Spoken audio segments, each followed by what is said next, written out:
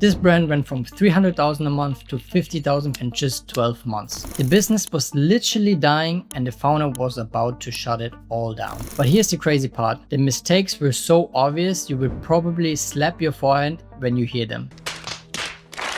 And trust me, you don't want to do the same errors. So today, I'm breaking down the brutal mistakes of this brand and more importantly, how we brought it back to 100K in revenue in just 23 days. The last mistake is a mistake that every brand owner can face and it's completely out of your hands. Part 1 is the testing trap that costs them millions. Here's what happened. They launched as a dropshipping brand and they got incredibly lucky. The first product, the first ads, instant winner, boom, you are up for a great business. And you know what? Sometimes that is exactly how it goes. They threw up new ads every now and then and the returns were just insane. Within a really short time period, they scaled to hundreds of thousands per month and they were thinking life is good. But here's exactly where they screwed up massively. They just got complacent. They were thinking they have it all figured out. But the reality is, with a proper testing structure in place, new products, new ads, new concept, they could have gone into the millions per month and not only to the hundreds of thousands. And that is the first lesson that you need to take from this video. No matter how high you're flying, keep the testing and learning mindset. Because if you throw over this mindset, you will set yourself up for failure. Because remember this, out there's always someone who wants it harder than you, who is testing more than you, and they will go for your market share. The second part of the video is that offer that stopped working and why basic isn't enough anymore. When they started, basic offers worked really well. They started to a very specific time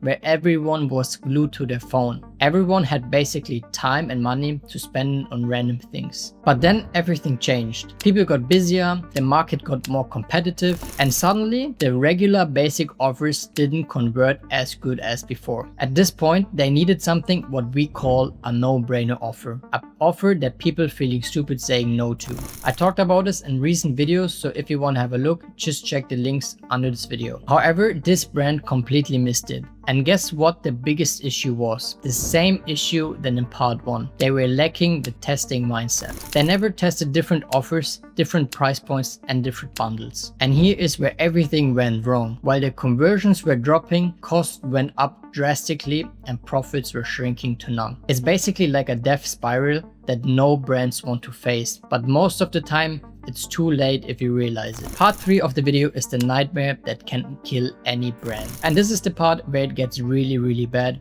and it can happen to everyone, including you. So time passed, they were already struggling and then they got some devastating news. The supplier delivered a massively damaged production batch. From the outside, everything was looking fine. Beautiful packaging, good photos. Customers were really happy once they received the product. But once they started to use the product, it failed within weeks, even hours after starting using it. And I know what you're thinking, even with the contracts, even with the guarantees, sometimes you just have to take the big loss. Now picture this, you have thousands of damaged products in your warehouse. Every day, more refunds and returns are flooding in. At this point, you don't know when it will stop, so what do? I can really understand what they did, but they just shut everything down. At this point, obviously, they were really panicking, slamming the brakes, cutting the ad spend and just hoping that this nightmare will end anytime soon. Basically what they tried to do is to control the damage. The result, revenue collapsed and more refunds coming along their way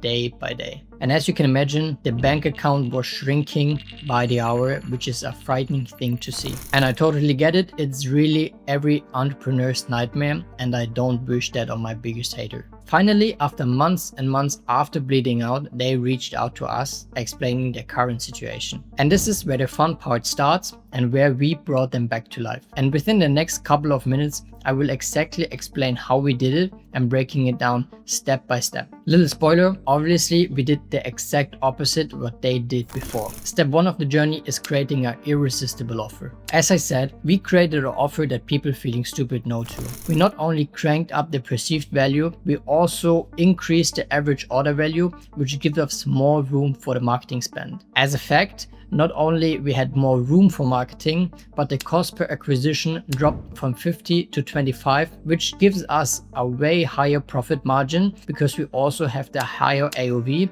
and the lower cost per acquisition. Step 2, we went hard on testing. We did the exactly opposite and we're testing new concept every 48 to 72 hours. We were testing founder ads, user-generated content style ads, fake podcast ads, everything that comes our way to make sense to implement for the brand. And also, we not only got lucky, but we got very successful. Within the first week, we got to €1,000 daily ad spend on Matter, which really puts a good revenue in their pocket. At this point, we successfully checked our irresistible offer and some good performing ads, so we got back to profitable growth. Step 3 of the journey is we didn't get complacent as well. Here's where we separate winners from losers. We didn't get easy along the journey, but we doubled down on what was working and put in the extra mile. And the results speak for themselves. After 23 days, we are back at 100k revenue, which gives us a good run rate back to the hundreds of thousands where they have been before. Now, in the world of e-commerce, you will face different kind of issues. At this case,